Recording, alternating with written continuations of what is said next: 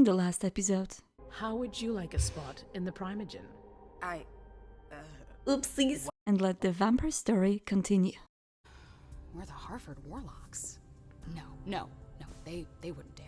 They wouldn't dare, would they? Hello everyone and welcome to Vampire the Masquerade Swansong episode 2. This time we're going to dwell deeper into the Codex, where we will read about the characters we've met so far. Later on we're going to go on a quest to find Journey, who is being blamed for the fail of the party that had apparently a breach and something pretty bad happening there. We're going to check it out later. But in the meantime, let's check out our Boston Codex in here. And let's start with a mem who we are playing right now. She's of clan Toreador, of course, embraced in 1929, generation 12, from sire Hilda McAndrews. We have met Hilda already. Men of Bronze. Born in Harlem in 1901, Mem grew up in a family of poor African-American performers. Her father, Mason, was a musician by night and a window washer by day. Her mother, Clara, sang when she was not taking care of her 4 children. When he was drafted in 1917, Mem's father enlisted in the 15th Regiment of the New York National Guard, the Harlem Hellfighters, and participated in the liberation of France. He joined a jazz band in his unit that became a phenomenal success after the war ended. Pathé Studios had them record an album which would become the first jazz record to be played non-stop on French phonographs. Following this success, Mason decided to bring his family to Paris to make a living playing his music in the jazz clubs that were beginning to sprout up throughout the capital. And in Paris, MM was 17 years old and was a dancer. She spent time with the elite who would come to listen to her father, and it took little time for her to get noticed. She discovered the Folie Bergère, I'm sorry if I'm butchering the names, and their international shows. She auditioned for it and passed with flying colors. From odd jobs backstage to subbing in for other performers, she proved herself and became a headline act at just 21 years old. Her burlesque stripping act took Paris by storm, making her extremely popular. MM began traveling through Europe, dancing to packed houses in the hottest cabarets. MM was young, beautiful, and radiant. Her life was the night as the champagne and money flowed. She was determined and alluring, the embodiment of a free and independent woman of the early 20th century. She had a fiery temperament that soon attracted the attention of Europe's divas. And divas is of course a nickname for the Toreadors, like Hilda. To Die in Your Arms. December 1923, MM performed 8 times at the Vienna Carl Theater. On the first night, she was introduced to Hilda McAndrews by the theater director outside her dressing room. MM was immediately captivated by this mysterious aristocrat who attended each of her performances. They spent the nights that followed in bars, exchanging stories about their lives and their art, their passions and their struggles. Hilda was cultured, charismatic, and politically engaged in the suffragette movement and the women's artistic community. MM, to her surprise, fell under her spell and gave in to this irresistible attraction. A passionate relationship formed right away between the two women, who became inseparable. Hilda confided in MM and told her about her vampiric nature over the course of the next 3 years. For their love to endure, but also seduced by the promise of eternal youth, MM asked to be sired right away. It would take yet another 3 years, however, before Hilda managed to get the local prince to agree to it. The prince feared that the young woman's notoriety could be a danger to the masquerade. With the prince's blessing at last, Hilda threw a spectacular celebration in honor of her companion, whom she would embrace at the end of this memorable evening. Having lived in Vienna since their meeting at the Carl Theater, Hilda and MM left Austria in 1934 for Paris, then Bordeaux. Alas, France's surrender in 1940 forced the couple to reconsider their plans. With the help of her contacts in London, Hilda managed to negotiate a crossing to Boston, her hometown. Though hesitant at first, the city's Malkavian prince, Quentin King, finally granted them asylum. So that's the previous king of Boston, the prince of Boston, that, as we know now, is missing. Mem and Hilda were introduced to the court, where 50 years of intrigue would bring their passions to its inevitable ends. Queen of the Night. Following her breakup with Hilda, Mem moved to a suburban Boston neighborhood far away from King, political schemes, and her sire. anarch path unlocked. The area, however, with its infamous reputation due to the large population of Finnbloods and anarch sympathizers, I saw it coming, did not make for a wise investment. But the ma'am refused to give up. She renovated a small theater and transformed it into a club that she named the Black Rattlers in homage of her father's battalion. Then she returned to the stage and progressively regained her visibility and reputation. She met kindred from all walks of life and against all odds managed to bring the renewal to the neighborhood, which the Bostonian youth began to frequent.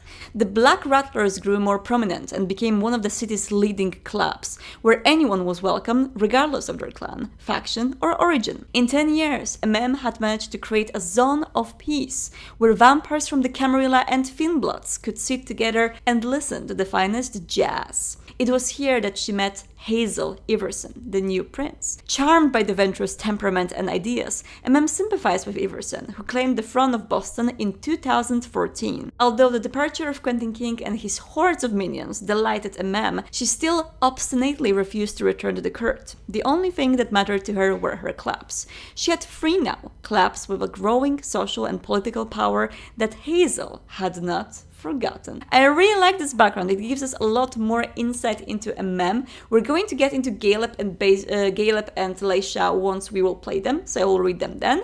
Right now I want to read a little bit more about Hazel though, because she seems to be interesting and very connected to this particular story.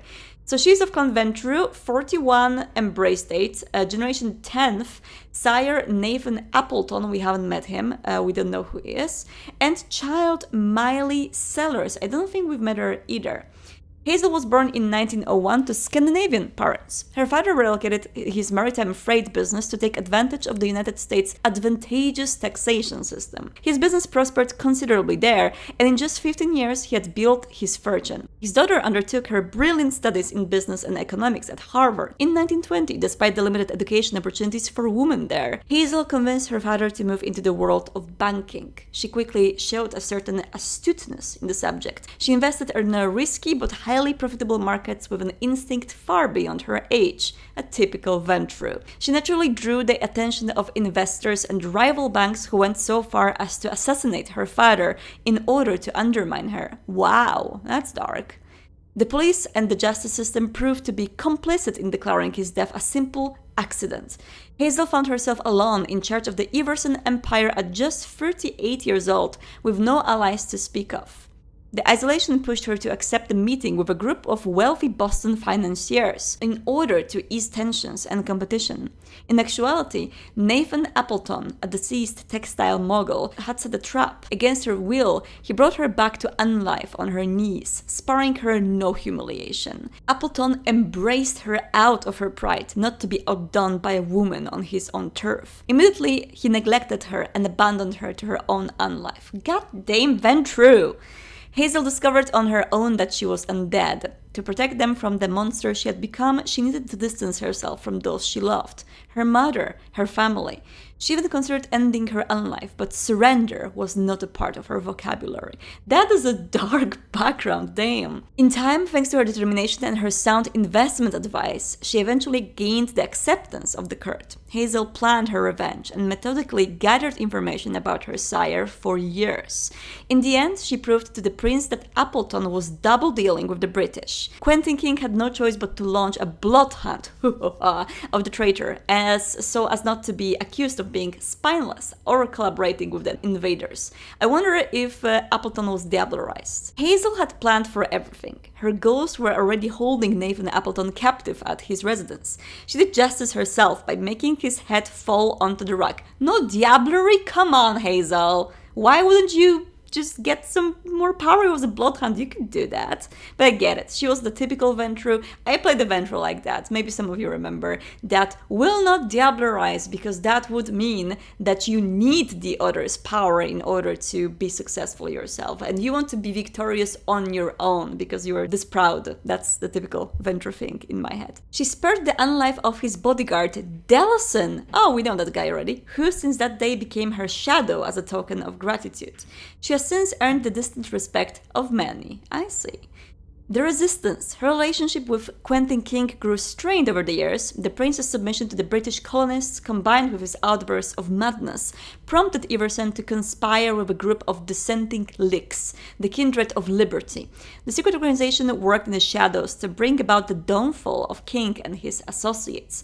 Hazel provided them with financial backing, all while maintaining her cover as a loyal subject of the prince. Her dealings with the KOL also led her to work with another resistance group, Gemini League, which she helped establish in Boston.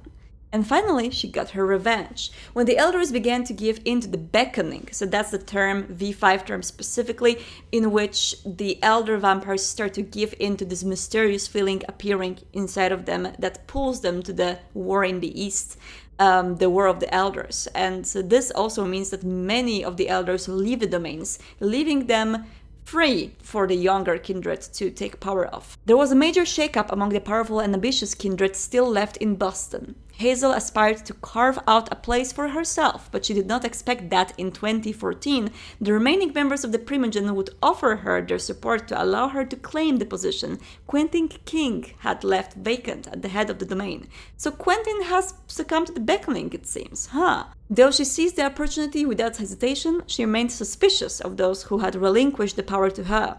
Why would they not keep it for themselves? She therefore invited kindred whose loyalty she was sure of to the council in order to dilute the influence of Beryl Underwood, Richard Dunham, Hilda McAndrews, and Jara Drury. At the top, plagued by doubt. Once in power, Hazel endeavored to restore the weakened domain.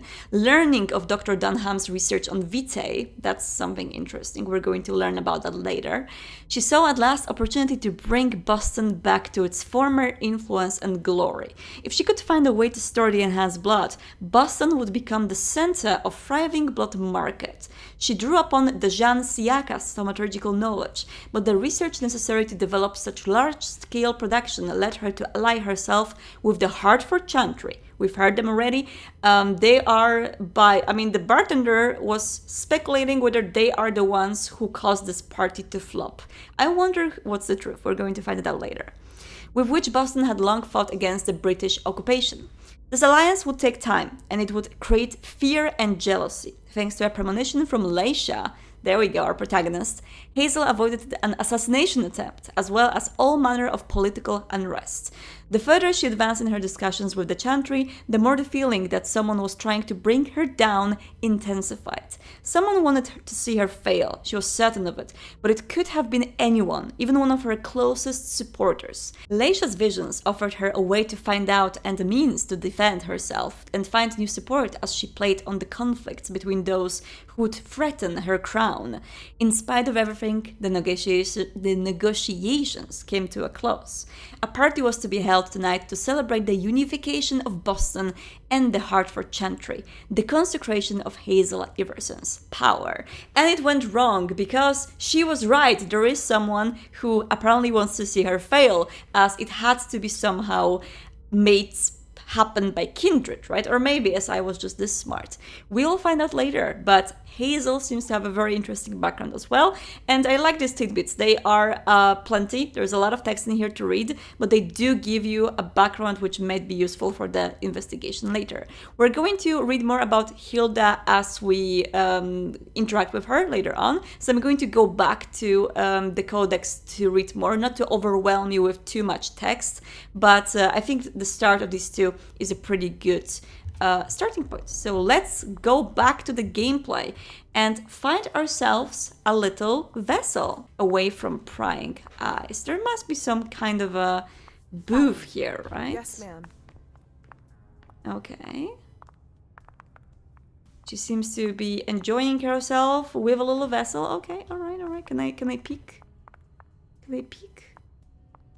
I cannot. It's fine. I'm not going to be too picky in here. I'm going to go to the other side to see if there is an empty booth. Oh, I just heard something happening there. They're having fun. Would that be the one? I guess so. Yes, the safe zone, a green sign. The hunt. Prey will naturally be revealed as you approach them. To feed, you will need to find a safe zone you can lure your prey to. Go after isolated prey. If it is surrounded by potential witnesses, sending the prey to the safe zone will increase suspicion of you. I see, I see. Well, we need to choose your prey. Call the cops. What about you? I'll stay here. You'll stay here, you say. What about you?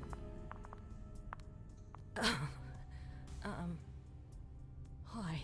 Seems like an invitation, although it feels super bad. It's going to feel bad. We're horrible people, we're vampires, and vampires are bad. And this is totally not consensual. And yeah, this is not going to feel good. But we gotta do what we gotta do. Come on. It won't take long. Yes. Poor girl.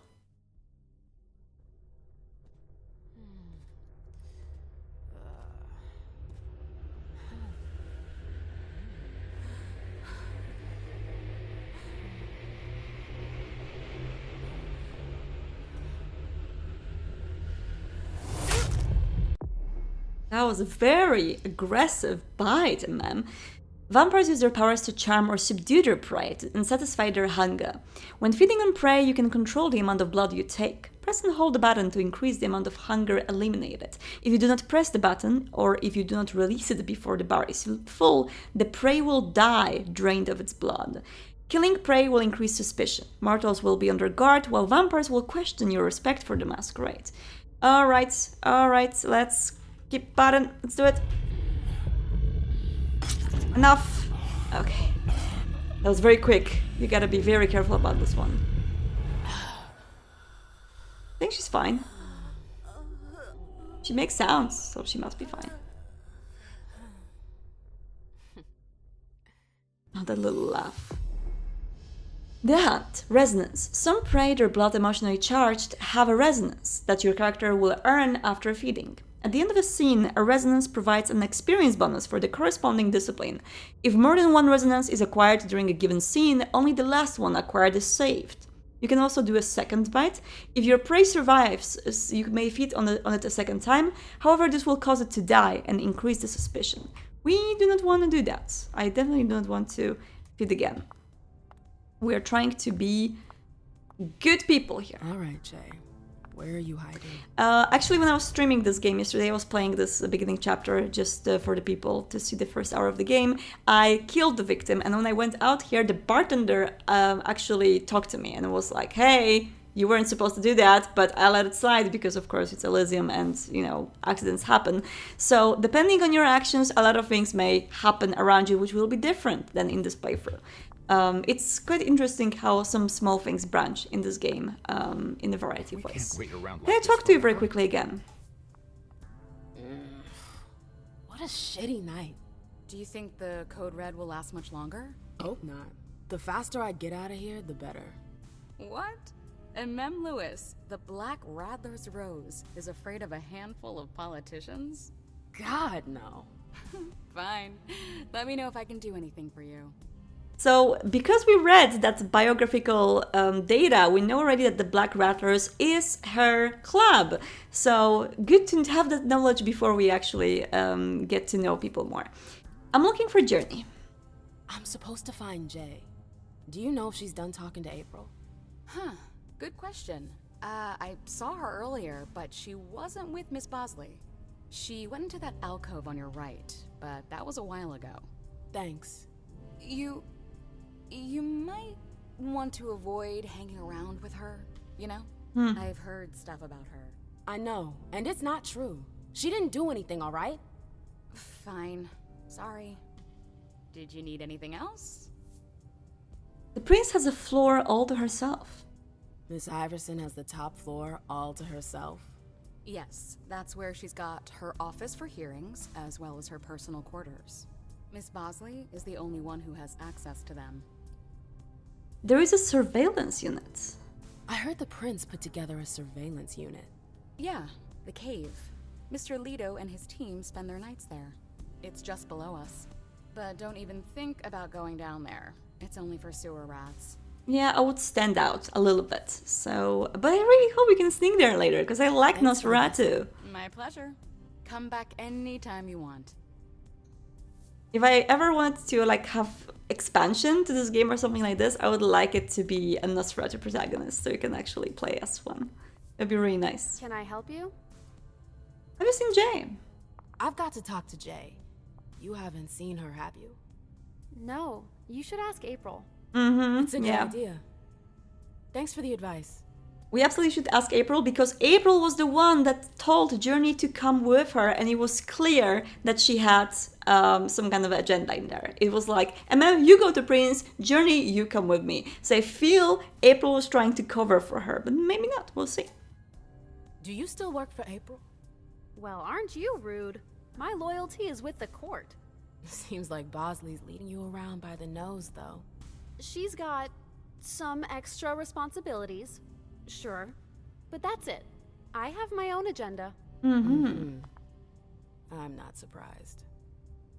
Let's leave this. It doesn't got seem stuff that to we do. have a very good vibe with each other, you know? Like, it seems like there's some tension here. Do we have something there? Here, maybe. Perfume. Their perfume. There we go. Let's... Can I talk to you?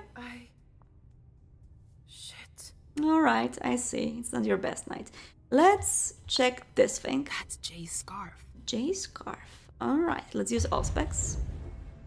Heightened senses. Auspex enhances your 5 senses. This condition reveals new interactions, detecting, sense, listening to conversations from a distance, revealing the past of objects, or even experiencing premonitions. You can also discover items that have been hidden using supernatural powers. Alright, let's track it. Enough time to make waves. Nice. So with Auspex on, we can actually see go, Jay? the scent around. I can turn it off, and this will disable the trail. And if I turn it on, I will see it in front of my face again.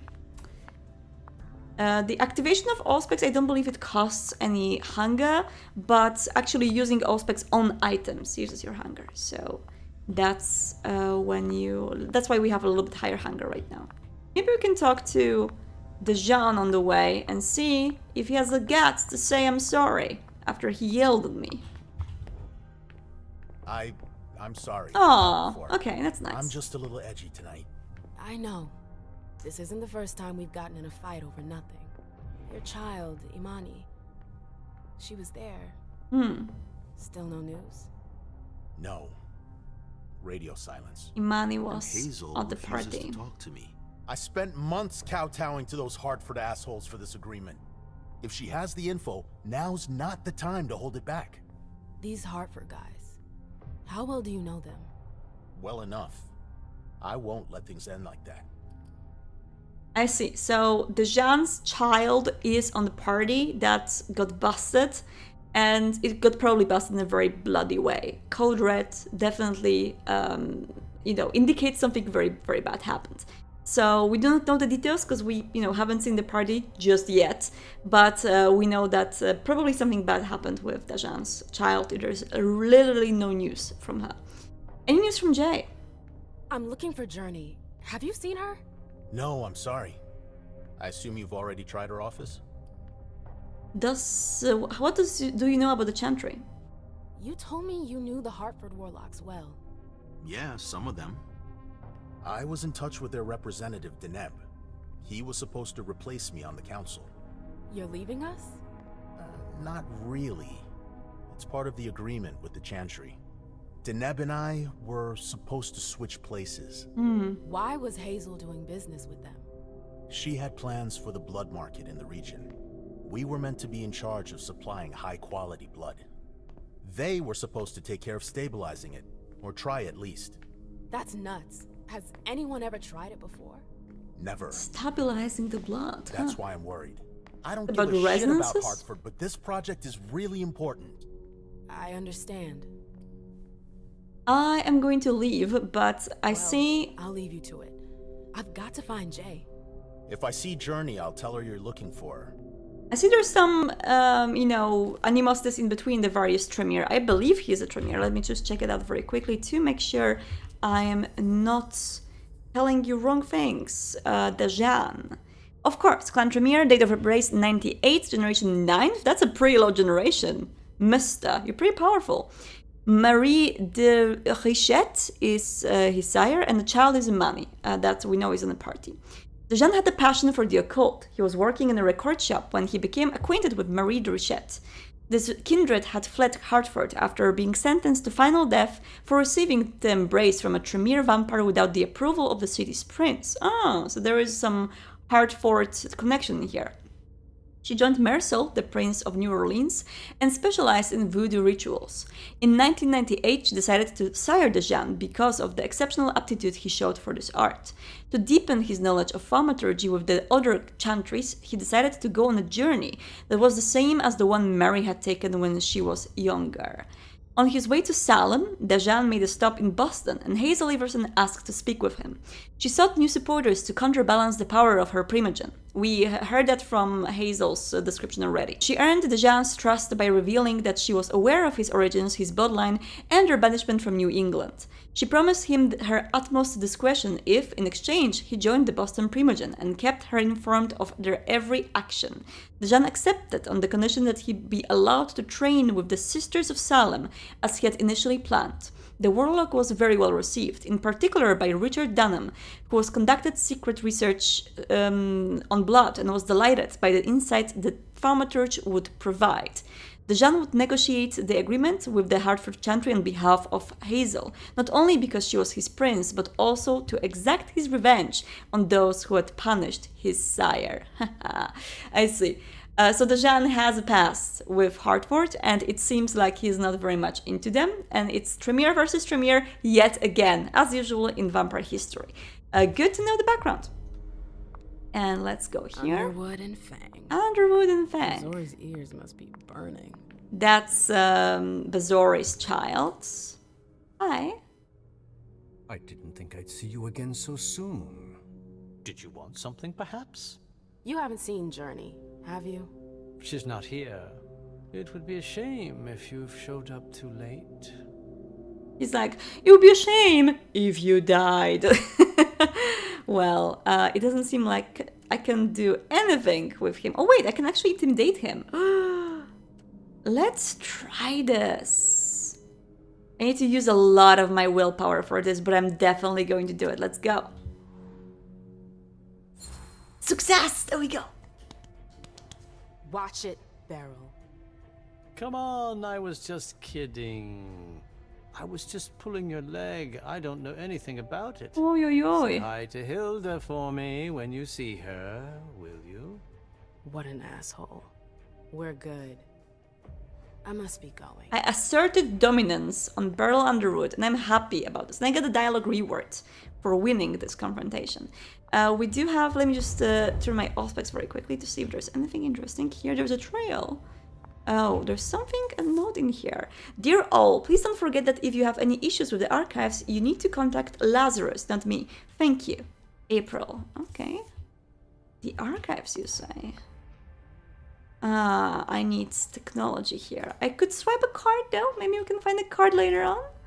And we cannot bypass the technology because we have too low technology here. Hi, Fang.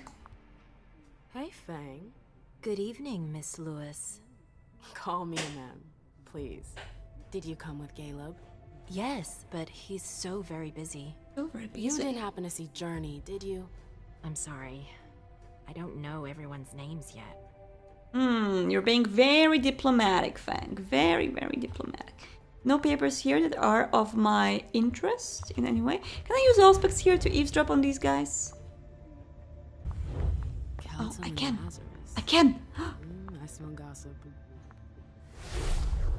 This can't be happening. I swear, she was standing there, playing me for a sucker, pretending she just happened to be in the archives. And what did you say to her? I played dumb. I said, as you like, Miss Abigail Naomi. Abigail. And I left. What did she take? A page from a file about an old party that she tore out. But why would she need that? Why now? I wonder. He's all right.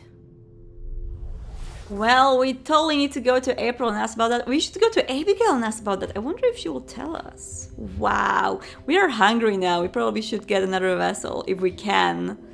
Maybe I can actually go back and ask in the bar, whether I can get another vessel, and whether I can have another ward with Abigail. Now's not the time for this. I know, I'm just... Oh, you're talking to Imani in your brain. I see, that's fine. Trying to all specs telepathically contact her. It's not going to work. Is Abigail here? Hi. Hello. Can I help you? Can I ask about that? No. Okay, so we're not going I've got stuff to do. See you later. to be so in your face about this. Can I still maybe lure myself a human somewhere? There's another place there, on the opposite side, which is a safe place, right? And I could possibly feed on it. Somewhere here, right? Is that a safe place? Yes, it is another safe zone. So we have the safe zone unlocked. And I can probably get another guy there. Come on. It won't take long. Let's get some more blood. We are hungry. Poor guy. These scenes are so powerful. The feeding scenes in this game, like no other vampire game I've played, has this powerful and like scenes that make you feel bad because you're doing this. Oh, there we go.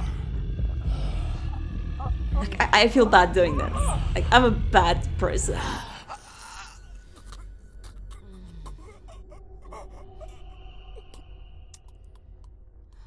He's making sounds like he's choking. Is he fine? Seems to be fine. All right. And we get an experience bonus in disciplines. Choleric resonance. He seems to be very angry. And hunger 0. Wonderful. Again, in a role-playing setting, you cannot get hunger 0 when you do not drain the victim dry. Here, the numeric system works a little bit differently, so you don't have to worry about that. What happened? Are you okay? Oh, he's waiting for his child still.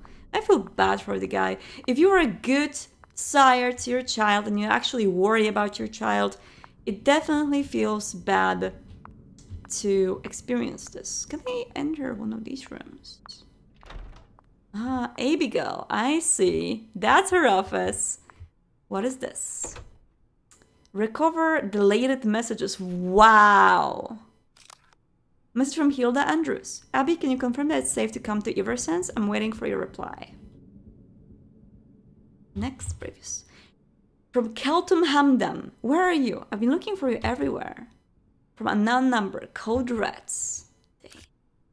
They're using pagers, as you can see, instead of mobile phones because of the technology access being limited by Camarilla. Confidential, Domain Administration, 2018, Annual Financial Report at Miss Iverson's request. This report provides a summary of Mr. J. Moore's annual audit of the finances and administration of Miss Iverson's domain.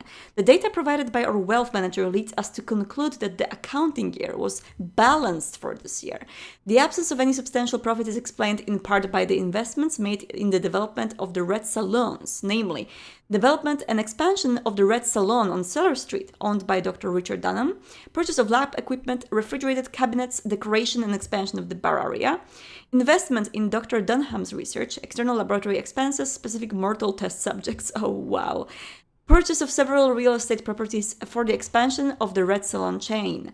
Another portion of the profits was transferred to the Hartford Chantry to support thaumaturgy research, as stipulated in the pre-unification agreements. Prince financially supporting Tremere. I cannot support that.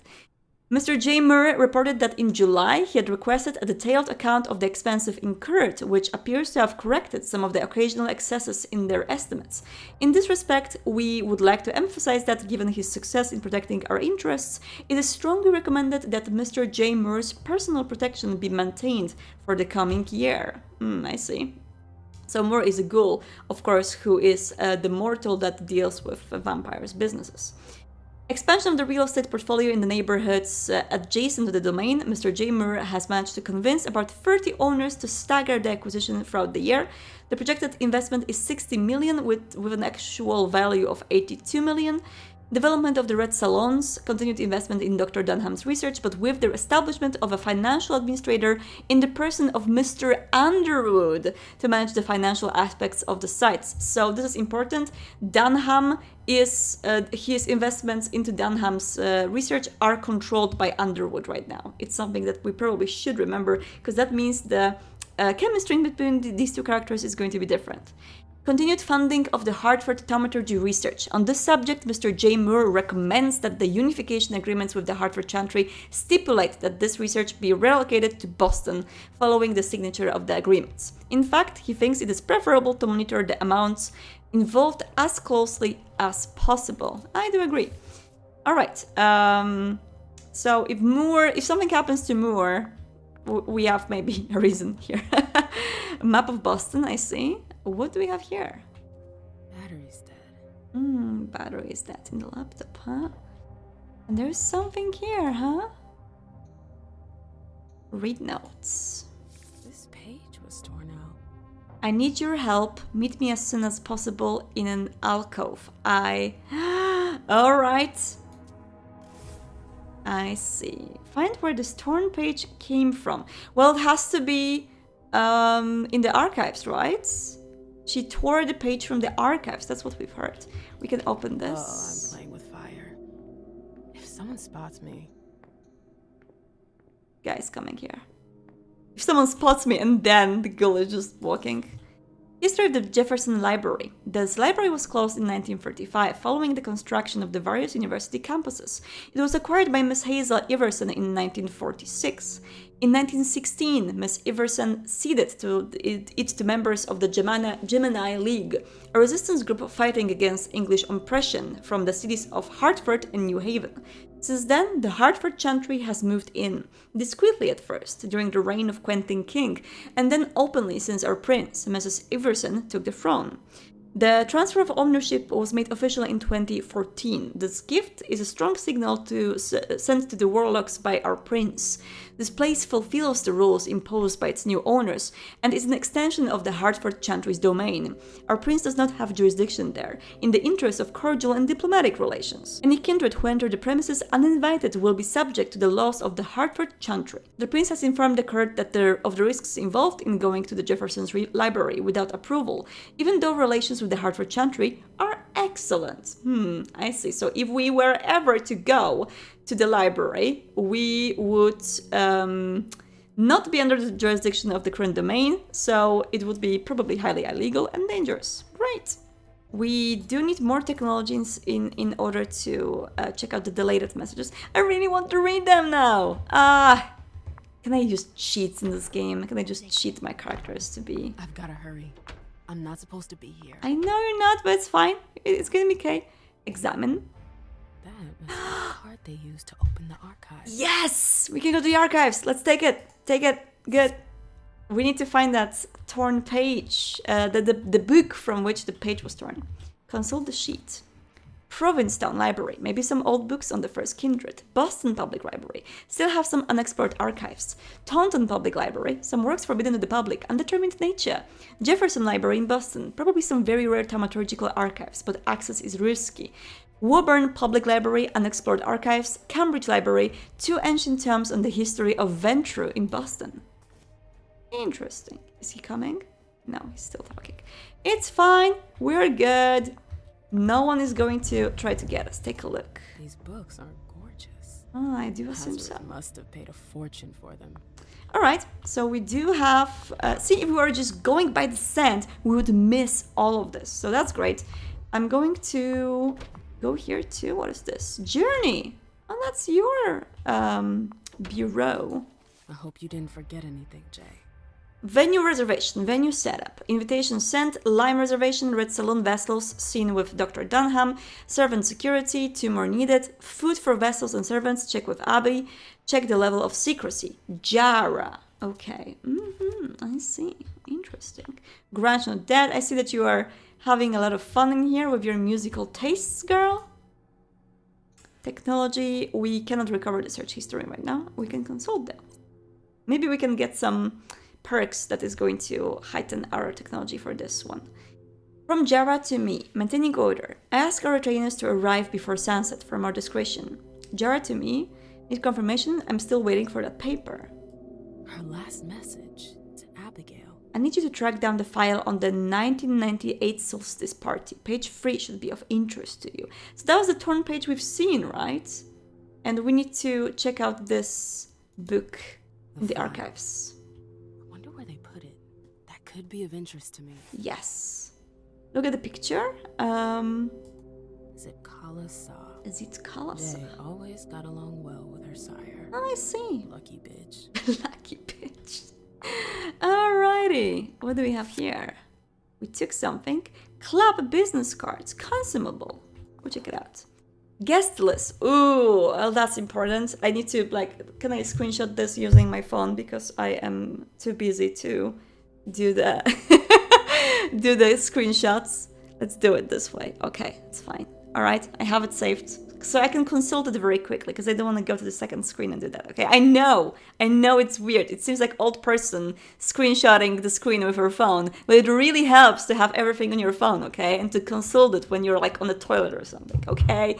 All right. Hartford Chantry, okay? So we have, I know the first two, I believe. I don't remember the others. Accompanying guests. We have Jason Moore, who was there, okay. We don't know many of these names. Vessels for our consumption, ask Dr. Dunham for the list of vessels. Staff, April Bosley, Abigail Nurmi, Lazarus Sheridan, Journey Atkins, Kelton Hamdan, Frank James, Tian Wu, Emily Cottrell. It has to be someone from the staff. Like, it has to be someone from the staff. I'm sure. That's the group. I'm going to just keep it at hand. All right. So with that in mind, I'm going to... Do I go here? Do I even want to? No. It's locked. Of course it is. They're having a very important conversation. Oh, also, I forgot that we got the consumable. And so consumables are the single-use items that provide bonuses. Most of the time, consumables are used to replenish willpower or eliminate hunger. Each type of gear has advantages and disadvantages when it is equipped. The effects of the gear apply as long as it is equipped, and gear may not be equipped or unequipped during a dialogue. Okay. So we have also documents that can be consulted inside of our inventory. We have the magnetic key card for the archives. We have the club business cards, which restore 2 willpower. That's awesome. We don't want to use it just now. So with that in mind, we can now swipe the card and go down to the archives to find the book from which the page was torn. Let's check it out. It was Solstice 1998. There's so much stuff in here. Can I check out this? Latest item borrowed. Hartford Unification Party from Jared Rory. Princess Birthday Party. Lazarus Sheridan. History of the card about Gale Basery. Beryl Underwood. I see. So child is reading about its dad. Jara also borrowed 2019 census. List of trusted suppliers from Lazarus. Secure Destinations 2019 from Galeb, who just wants to go on vacations. That's completely relatable. History of the Hartford Chantry from Richard Dunham. Okay, interesting. Jared Rory, Hartford Unification Party. Okay, so check out what do we have here. Observe carefully, deduction. July 9th, 2019. August 31st, 2019. September 14th, 2019. Someone took the file on the reunification party. Yeah, we've seen that. That was Jara. Jara took the file. Maybe we can find it later. All right. Can we? There's something. Oh no! We have to type something here, and we cannot hack it. We can enter the code. What was the number again? Wait a second. Do we do 998 maybe? Enter the code. Let's check it out.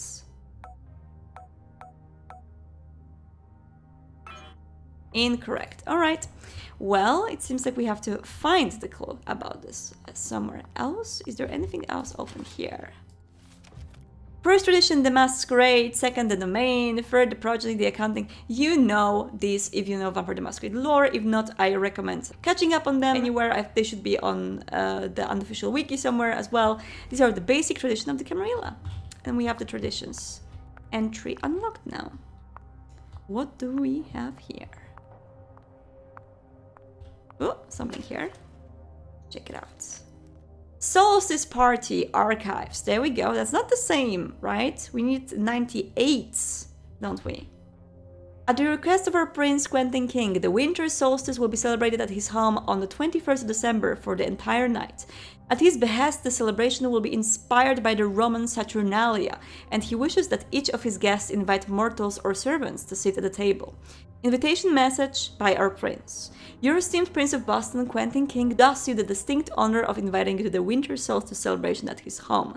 Follow the example of Horace, who wrote to the freedoms of December when slaves could eat at the table of their masters, and come with your servants or mortals to join us at the longest night of the year. You're expected 7:30 p.m. on 12/29/1999. Please note, refusal is not an option. The safety of the N+1s is not guaranteed. I see. Arrival of the guests. Latecomers will wait under escort until 12 a.m. to join our prince. Presentation to the court of the VIP guests and mortals. Compliments to the prince. Speech by Quentin King. Start of the blood hunt. Late guests, while they do not benefit from the grace of our prince, will have half an hour's advance. Alright. Agapes. See the vessel section. The champions designated by the prince leave for the hunt. Entertainment, see the shows and the vessel section. The festivities may be interrupted at any time by a victorious return of a champion. The diablerie that will be given as the reward will be done in public. Wow. Having a Malkavian prince is truly something. What is there? A file about a party. There we go. Years ago. That's what we It's need. The one Journey asked Abigail to look at. Yes. At the request of our prince, Quentin King, the winter solstice will be celebrated at his home on the 21st December for the entire night. At his behest, the celebration will be inspired by the masquerades in the European pagan calendar. Invitation message approved by our prince. Your esteemed Prince of Boston, Quentin King, does you the distinct honor of inviting you to the winter solstice celebration at his home. Inspired by pagan masquerades, please come accompanied and, above all, masked. You will be able to pledge your respects and allegiance to your revered prince throughout the longest night of the year. You're expected 7:30 p.m. on 12/29/1998. And of course, the safety on the N+1s is not guaranteed. Here's the connection between Journey's email and the page that was torn out at Abigail's. Journey asked Abigail to meet her in an alcove at the bar. Yes. Abigail, we've got to talk. Nice. Okay, so we got that, huh? I still want to really open that thing. What do we have here? Hello? The code is still the same, 9138. April Bosley, 9138. Let's check it out. Of course we do. 9138. 9138. 9138. Done. What do we get here? And we took club business cards. And is there anything else in here? Just the consumable. I want secrets. I want the mysteries and solving them. Well, that's fine. We need to confront the Abigail character after everything that we have uncovered and after we know that she was spying in here. So we got something that I actually completely missed on the stream when I was playing it yesterday. And I went through this chapter just like going straight by the sand and ignoring what was on the side. So it is important to be snoopy in this game. So I really recommend you, if you're going to play it yourself, to check out every nook and cranny. In the meantime, do not get lost in the night, and I will see you in the next episode. Bye!